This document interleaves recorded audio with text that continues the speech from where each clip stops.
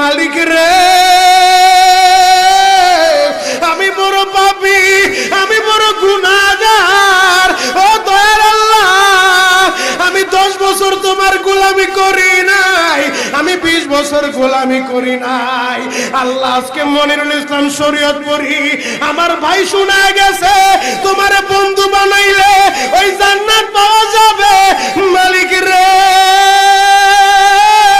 তুমি আমারে দাও না মাফ কইরা। যুবক রে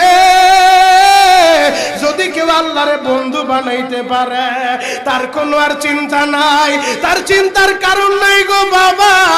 এ যুবক ভাইরা, দাড়ি পাকা বাবাজিরা, সবাই আমার দিকে একটা নজর তাকান। এই যে দেখেন আমি হাতের ভিতরে আহারের টিস্যু দিয়া কাফনের মতো একটা দৃশ্য বানায় ফেললাম।